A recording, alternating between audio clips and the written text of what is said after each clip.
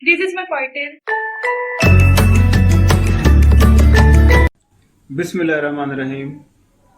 Measures of dispersion, इससे पहले हमने किया मेजर्स ऑफ लोकेशन या मेजर्स ऑफ सेंट्रल टेंडेंसी।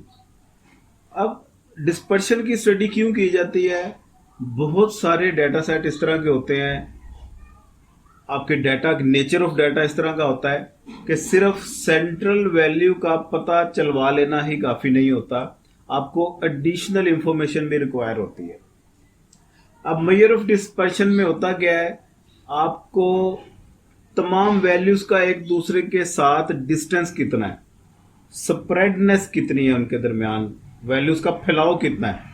तो बाज डाटा की नेचर इस तरह की होती है कि जिनमें आपको वैल्यूज के दरमियान फैलाव कितना है या स्कैटरनेस कितनी है, ये जानना बहुत ज़रूरी है।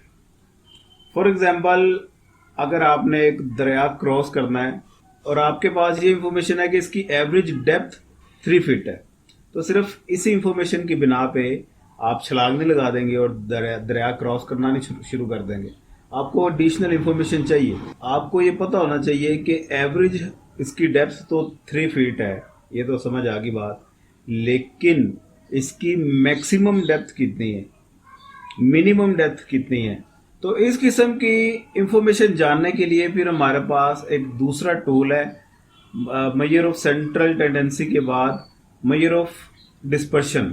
डिस्पर्शन बोलते हैं फैलाव को, वैल्यूज कितने डिस्टेंस के साथ एक दूसरे के साथ बिखरी हुई हैं।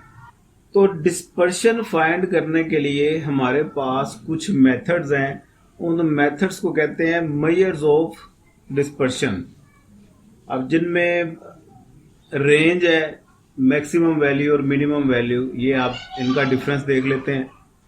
अब इसके अलावा इसकी कुछ और टाइप्स हैं, for example mean deviation, standard deviation, variance.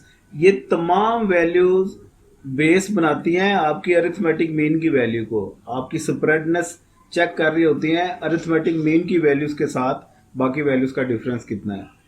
इसके अलावा इसकी कुछ और टाइप्स है, क्वार्टाइल डेविएशन है, सेमी इंटर क्वार्टाइल रेंज है, कोफिशिएंट ऑफ वेरिएशन है। इन तमाम वैल्यूज का मकसद आपको डिस्पर्शन बताना कि वैल्यूज के दरमियान स्प्रेडनेस कितनी है। तो इस मकसद के लिए आप फाइंड करते हैं मेजर ऑफ डिस्पर्शन। उम्मीद है ये कॉन्सेप्ट आपको क्लियर हो गया होगा, वीडियो पसंद आई होगी। पाकिस्तान जिंदाबाद।